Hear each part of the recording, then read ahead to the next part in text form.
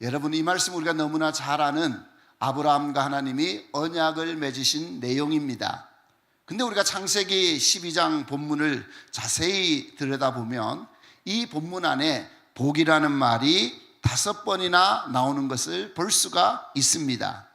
2절 중반부에 내게 복을 주어, 또 2절 하반부에는 너는 복이 될지라, 3절 상반부에도 너를 축복하는 자에게는, 중반부에 내가 복을 내리고, 마지막 하반부에도 너는 복이 될지라. 그래서 이 짧은 구절 안에 복이라는 말이 5번이나 반복적으로 나오는 것을 볼 수가 있습니다. 그럼 하나님이 왜 이렇게 이 아브라함과 언약을 맺으시는 내용 가운데 복이라는 말씀을 강조하고 있을까요? 여러분, 우리는 복이라는 말을 참 좋아하죠. 우리 어른들은 옛날에 복이라는 글자를 여러 곳에 새겨놓기도 했습니다. 벽에잎에도 새겨놓고, 이불에도 새겨놓고, 밥숟가락에도 새겨놓고, 밥그릇에도 새겨놓고, 하다못해 오광그릇에도 복자를 새겨놓았죠. 그래서 복 받는 걸 너무 좋아하는 거예요. 복 받는다고 하면 얼마나 좋아하는지 모르겠습니다. 그래서 우리가 축복의 말도 많이 하고, 또 서로 우리가 복을 빌어주기도 하죠. 근데 우리가 이 복이라고 할 때는, 여러분, 이 히브리 안에서는 이 복이라는 단어가 조금 우리가 알고 있는 의미와 다른 의미를 가지고 있습니다. 사실 이 본문 안에서 복이라는 말은 우리 인간에게 사용할 때도 있고요, 또 이 복이라는 단어가 하나님께 사용되어질 때도 있다라는 거예요. 히브리어로 복이라는 말은 바라크라는 말인데요, 바락 바다라는 말이 아니고요, 이 바라크라는 말은 영어로 하면 bless라는 뜻이 되죠. 그래서 우리가 흔히 사람들에게 God bless you, 그러면 뭐랍니까? 하나님이 당신을 축복하기를 원합니다. 그래서 여러분, 흔히 God bless you라고 우리가 많이 하기도 합니다. 그런데 반대로요, 예배 가운데 우리가 하나님을 향해서 bless God 이렇게 말하기도 해요. 그럼 여러분, 이걸 번역하면 하나님 복 받으세요, 그런 말은 아니겠죠. bless God 이라는 말은 하나님 예배합니다, 하나님 경배합니다, 하나님 내가 당신 앞에 엎드립니다 라는 의미를 가지고 있어요. 그래서 이 단어의 의미가 사람에게 쓰여질 때는 복을 주다, 축복하다는 의미가 되기도 하지만, 이 바라크라는 단어가 하나님에게 쓰여질 때는 예배하다, 경배하다라는 의미로 이 단어가 쓰여지는 것을 볼 수가 있습니다. 근데 하나님이 아브라함에게 복을 5번이나 이야기하고 있는 이 본문을 조금 자세하게 들여다보면요, 3가지 의미로 사용되어지고 있는 걸 볼 수가 있습니다. 첫 번째는 2절에 보니까요, 하나님이 이렇게 말씀했어요. 내가 너에게 복을 주어, 이렇게 말씀하죠. 하나님이 아브라함에게 복을 주겠다, 내가 너에게 복을 주겠다라고 말씀합니다. 수동적으로 하나님이 아브라함에게 복을 주시는 것이죠. 그러면 아브라함은 어떻게 됩니까? 하나님이 주시는 그 복을 누리게 되고 얻게 되어지겠죠. 근데 두 번째로 이 복이라는 단어가 조금 더 다르게 사용되어지기도 하는데요, 그것은 뭐냐면 하나님이 말씀하기를 내가 너에게 복을 주겠다 이렇게 말씀하지 않고요, 복을 주어라는 말로 문장이 끝나지 않는다는 거예요. 하나님이 내가 너에게 복을 주겠다, 너는 나의 복을 받아 누리게 될 거다, 이러면 여러분 문장이 끝나잖아요. 하나님이 나에게 복 주셨다라고 되지만요, 이 본문은 내가 너에게 복을 주어라는 말은 그 다음에 뭔가 다른 일이 있다는 거죠. 거기서 끝나는 게 아니라는 거죠. 내가 너에게 복을 주어서 해야 할 일이 있다라는 걸 의미해 주고 있는 것을 볼 수가 있습니다. 그래서 여러분 3절에서 이 문장이 끝나는 것을 볼 수가 있죠.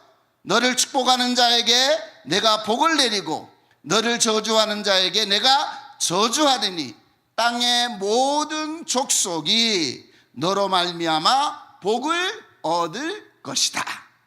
복을 얻을 것이다 라는 말로 문장이 끝나는 것을 볼 수가 있습니다. 우리 여기 청년들이 많으니까요, 이게 영어 문장으로 보면 더 명확해집니다. 우리 학교 다닐 때 저도 열심히 공부해도 도저히 이해가 안 됐던 게 so that 문장이라는 게 있죠. 그죠? 그래서 이 so that you may라는 이 단어는요, 이 용법만 들어도 우리가 이해할 만하지만 사실은 한국말로는 잘 이해가 안 되는 의미를 가지고 있어요. 그건 뭐냐면 내가 너에게 복을 줄 텐데 그 복은 너에게서 끝나는 게 아니고 문장의 마지막에 있다는 거예요. 열방이 모든 민족이 복을 얻게 될 거다. 그게 소된 문장의 핵심인 거예요. 하나님은 우리가 복 받기를 정말로 원하십니다. 근데 하나님은 내가 그 복을 받아서 누리는 것으로 끝나는 게 아니고 내가 너에게 복을 줄 텐데 그 복을 가지고 모든 민족이, 모든 열방이, 모든 사람들이 복을 얻도록 하라라고 말씀하고 있죠. 그래서 주어는 아브라함이 아니라 모든 민족이라는 것입니다. 그래서 여러분, 이 말씀은 하나님께서 아브라함을 통해서 복을 주시는 의미를 또 다른 의미로 설명해 주고 있는 본문이라고 할 수가 있습니다. 그러면 하나님이 왜 여기에서 5번이나 복을 말씀하셨을까요? 여러분, 우리가 잘 아는 대로 창세기 1장 26절 말씀 이하를 살펴보면 하나님이 사람을 처음 만드시고 그들에게 복을 주셨습니다. 그리고 생육하고 번성하고 땅에 충만하라고 말씀하셨죠. 그런데 문제가 생겼습니다.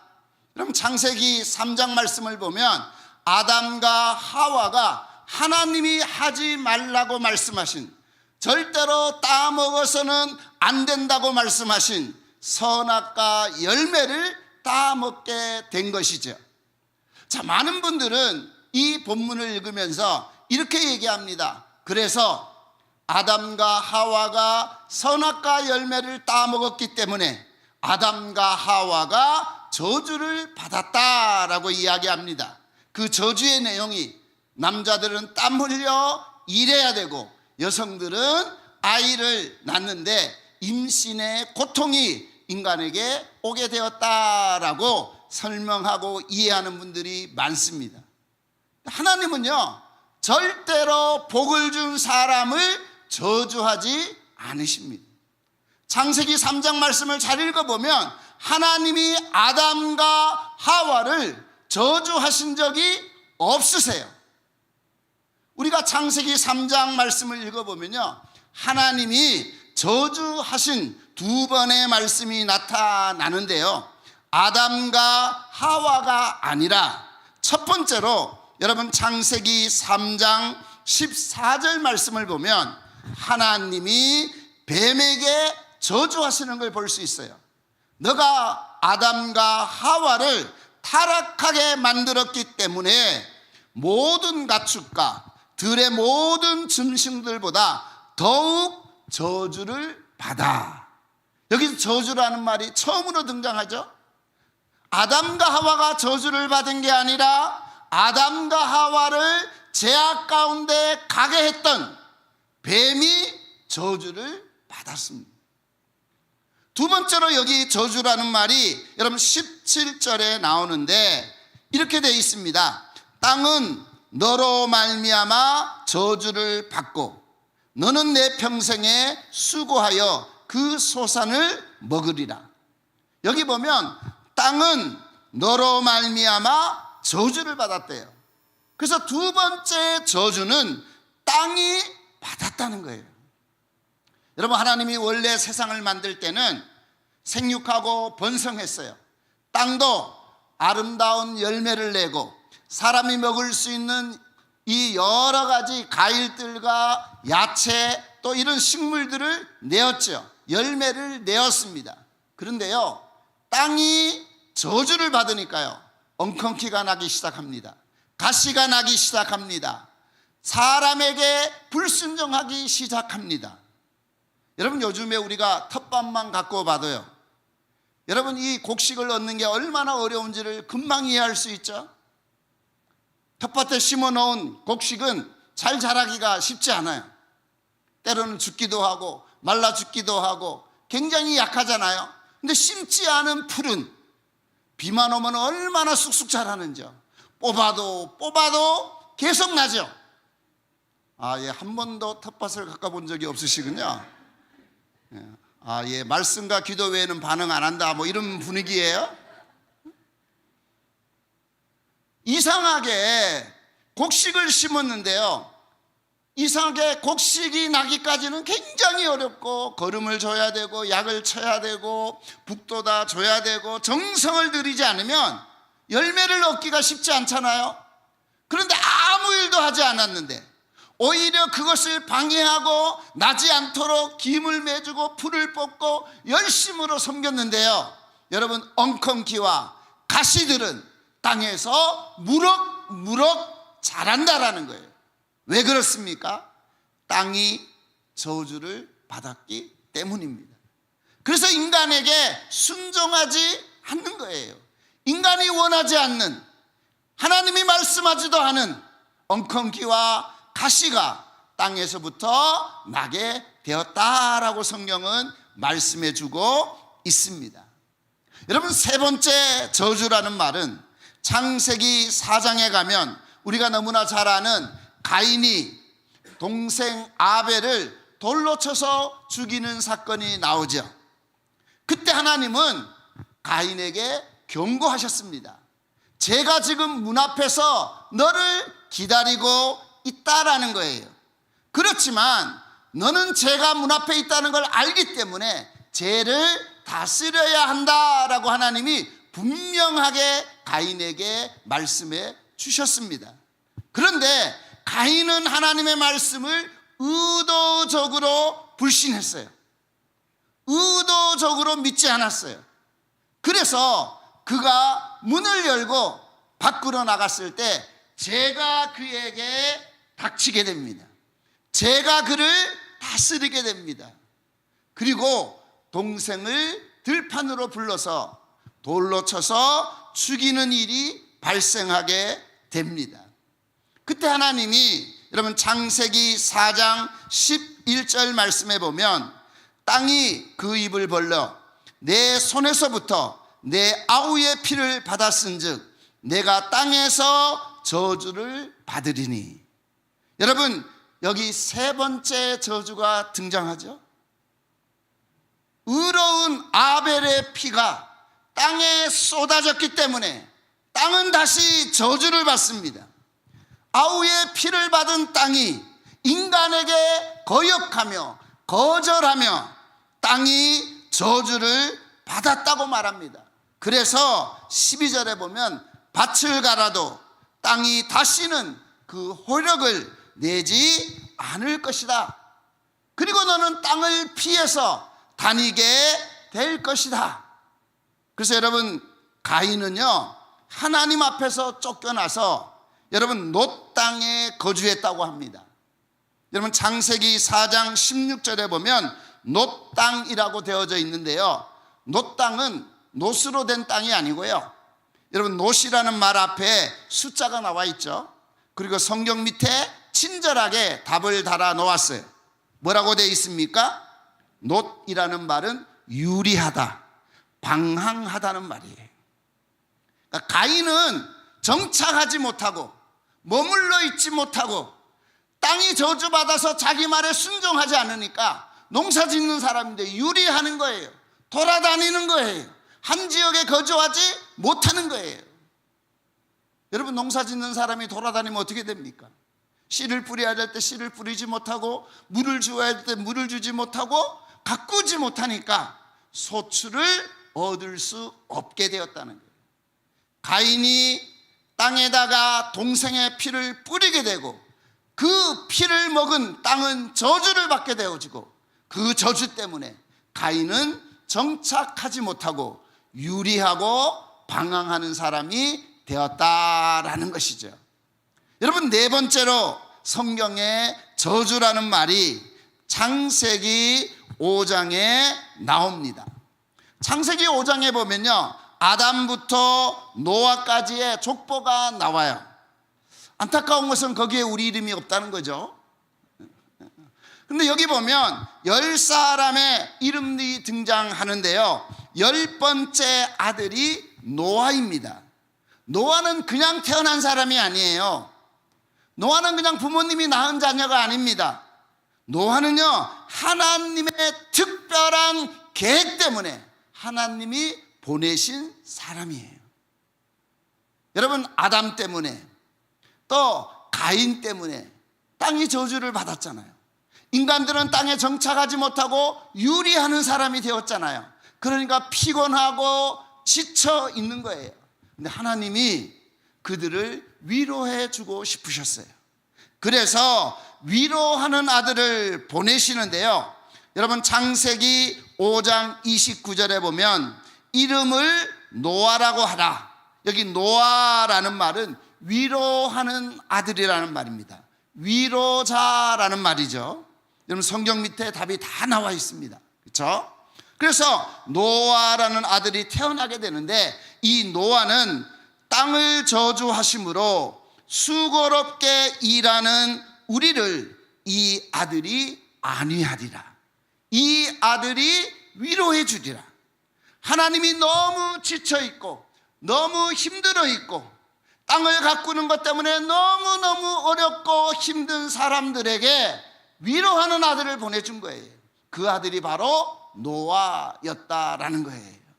여기서 또 한 가지 우리가 볼 수 있는 것은 네 번째, 바로 저주라는 말이 등장하고 있는 것을 볼 수가 있다라는 것이죠.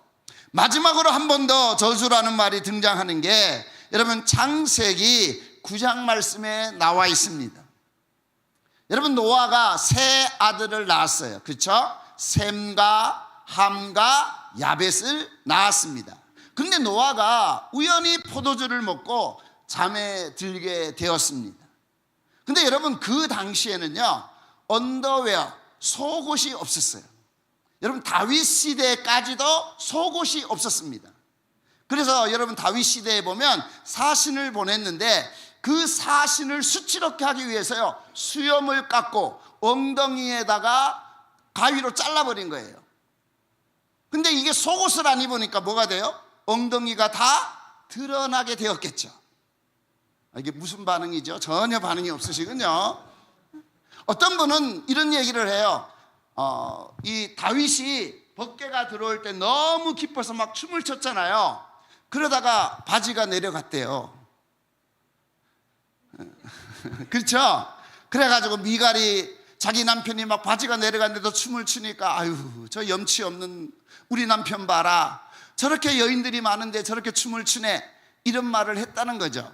근데 여러분, 틀립니다. 여러분, 다윗은 바지를 입지 않았고요, 에봇을 입었어요. 그죠? 에봇은 제사장이 입는 옷이고요, 여러분, 지금 여인들이 입는 원피스 같은 옷이에요. 단추가 없는 위에서부터 통으로 이렇게 입는 옷이거든요. 그러니까 다윗이 춤을 췄는데요, 언더웨어를 안 입었으니까 치마가 휘날렸겠죠. 예.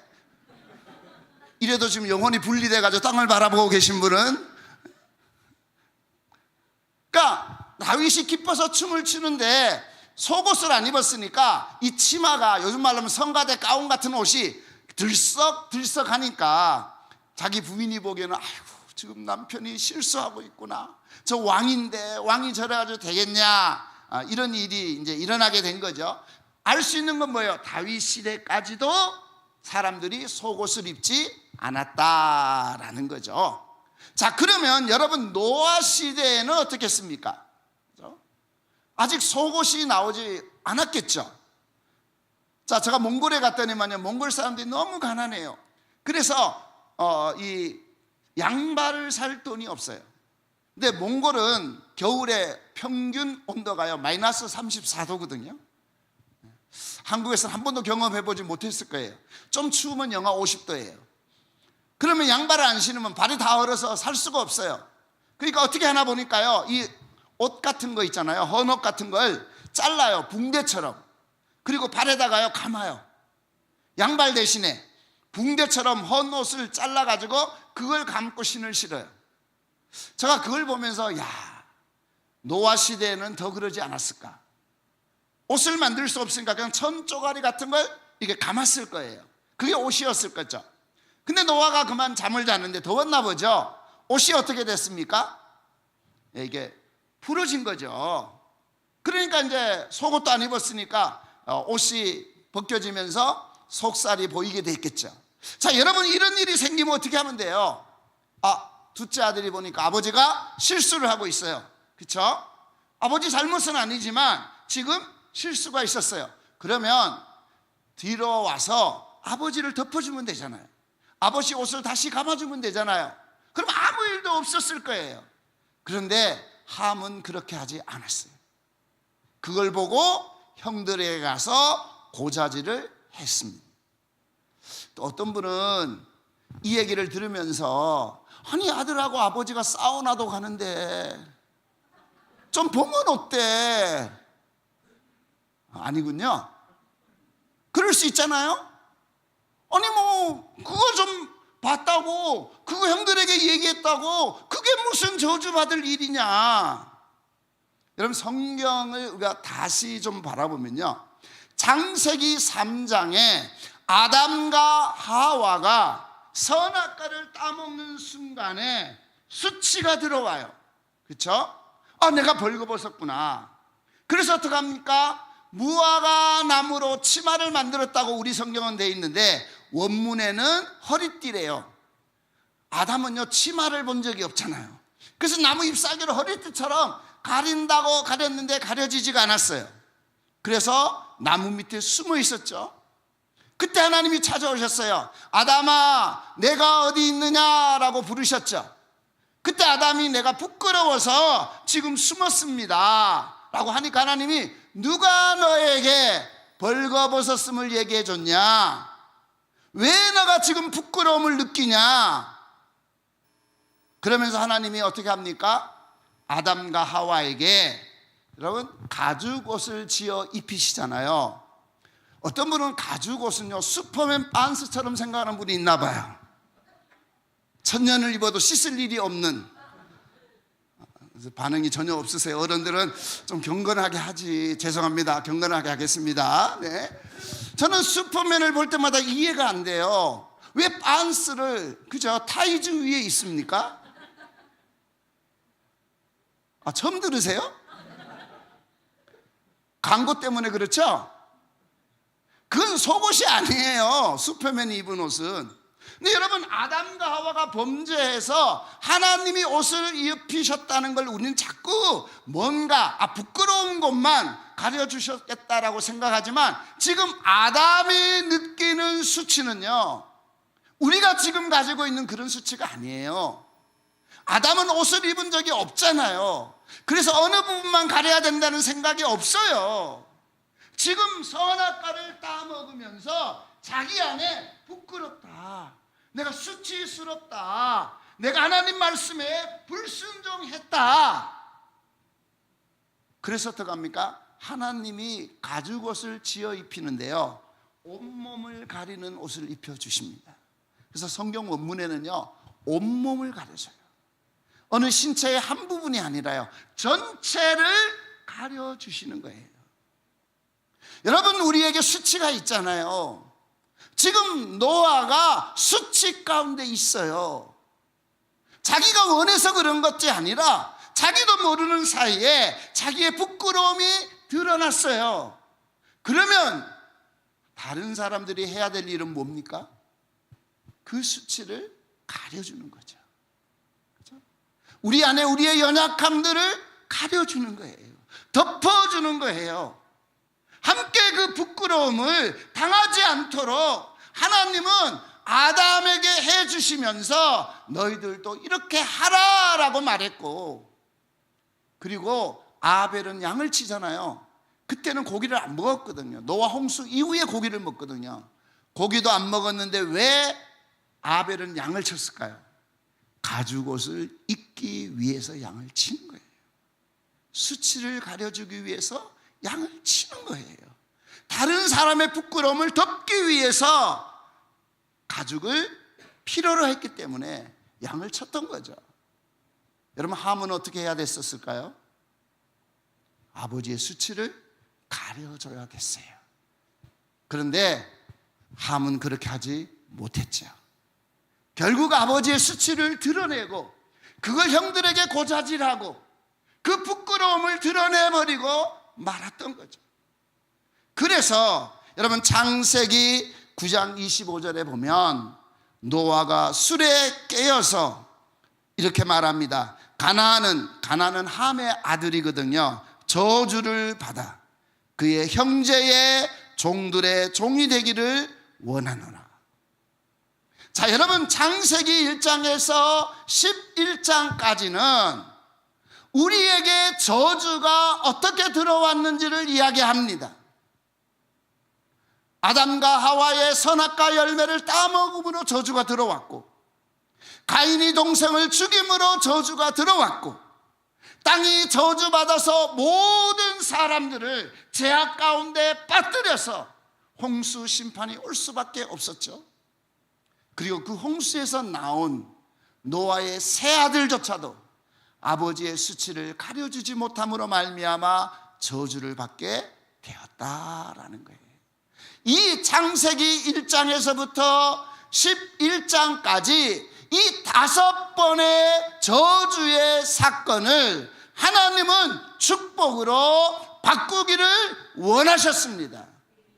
그래서 하나님은 아브라함에게 말씀하는 거예요. 내가 너에게 복을 주어 5번이나 저주의 말씀을 기억해라. 내가 이 저주를 축복으로 바꿔놓기를 원한다. 그래서 너로 말미암아 모든 사람들이 복을 얻게 하겠다. 그래서 아브라함은 믿음의 조상이 되었습니다. 여러분, 오늘 말씀을 마무리하면서 저는 여러분들에게 물어보고 싶어요. 여러분은 지금 다른 사람들에게 복이 되고 있습니까? 아니면 저주가 되고 있습니까? 제가 저희 아내에게 물어봤어요. 여보, 내가 당신에게 복이 됩니까? 그러니까 별 도움이 안 돼요 이러더라고요. 죄송합니다. 설교하는 제가 별 도움이 안 돼가지고. 여러분, 우리가 여러분 가정에서 여러분은 어떤 사람입니까? 죄송하지만 여러분은 여러분 교회에서 어떤 사람입니까? 아유, 저분은 복 받았대. 그래서 돈도 엄청나게 번다잖아. 아유, 저 사람은 복 받았대. 그래서 저렇게 나이가 많은데도 건강한 거 봐. 그냥 나만 복 받아가지고 잘 먹고 잘 살고 복을 누리는 사람인가? 아니면 나 때문에 다른 사람들까지 그 복을 받고 그 복을 누리고, 야, 저 사람이 우리 교회의 복덩어리다. 저분이 있어서 우리가 축복받았다. 저분 때문에 하나님이 우리에게 복을 주신다 라고 하는 아브라함과 같은 복의 근원의 사람이냐라는 거예요. 우리는 복을 너무 좋아하죠. 우리는 복을 받기를 원합니다.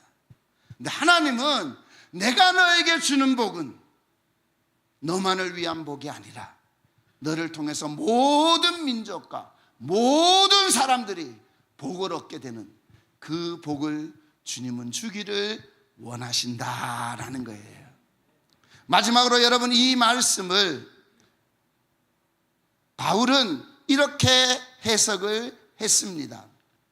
바울은 이 본문을요, 갈라디아서 3장에서 이렇게 말씀하고 있습니다. 하나님이 아브라함에게 주신 복을 갈라디아서 3장에서 바울은 이렇게 이야기합니다. 갈라디아서 3장 8절 말씀입니다. 또 하나님이 이방을 믿음으로 말미암아 의로 정하실 것을 성경이 미리 알고 먼저 아브라함에게 복음을 전하되 모든 이방인이 너로 말미암아 복을 받으리라 하였느니라. 여기 중요한 게 그거예요. 성경이 미리 알고 먼저 아브라함에게 복음을 전하되 모든 이방인이 너로 말미암아 복을 받으리라. 여러분, 아브라함의 복을 사도 바울은 복음이라고 해석을 했어요. 복음이 뭡니까? 복된 소식이잖아요. 하나님은 아브라함에게 복을 주신 게 아니라 복음을 주셨다는 거예요. 복된 소식을 주셨다라는 거예요. 복의 소식을 주셨다라는 거예요. 그래서 그 복음으로 말미암아 모든 민족이, 이방인들이 너로 말미암아 복을 받을 것이다. 하나님은 우리에게 복도 주시지만 하나님은 더 명확하게 복음을 주셨습니다. 복음을 우리에게 주셨습니다. 내가 복의 소식을 전하는 거예요. 하나님이 우리에게 복 주시기를 원합니다. 그 복을 여러분 받으시기를 바랍니다. 그게 뭐예요? 복음입니다. 하나님은 아브라함에게 이미 복음을 주셨다라고 이야기해주고 있습니다. 여러분들을 통해서 그 복의 소식이 널리까지 모든 민족의 모든 사람들에게 전해줄 수 있기를 간절히 바랍니다. 기도하겠습니다. 하나님, 감사합니다. 저희가 무엇이건데 주님이 이 복을 주시고 우리로 하여금 이 복을 모든 열방과 모든 민족들에게 전할 수 있도록 이 복음을 우리에게 주시니 감사합니다. 나에게 복 주신 이 하나님의 소식을 내가 다른 사람들에게 전하기를 원합니다. 나에게 주신 이 복을 내가 다른 사람들에게 나누기를 원합니다. 주여, 다시 한번 우리 가운데 하나님의 마음을 부어주시고 하나님이 그토록 원하시는, 복을 주기 원하시는 하나님의 그 마음을 저희 모두가 마음 깊이 가질 수 있도록 주님 역사하여 주시옵소서. 우리가 이 시간 함께 주 앞에 기도드리고 싶습니다. 여러분은 복음이 되셨습니까? 여러분은 복이 되셨습니까? 우리 기도할 때 주님, 내가 우리 가정에 복이 되고 싶습니다. 주님, 내가 우리 직장에서 복이 되고 싶습니다. 나를 통해서 이 복이 모든 사람들 가운데 흘러가는 것들을 보게 해주십시오. 복받은 사람으로서 복음을 증거할 수 있는 하나님의 사람들 되게 하여 주옵소서. 우리 함께 기도드리겠습니다.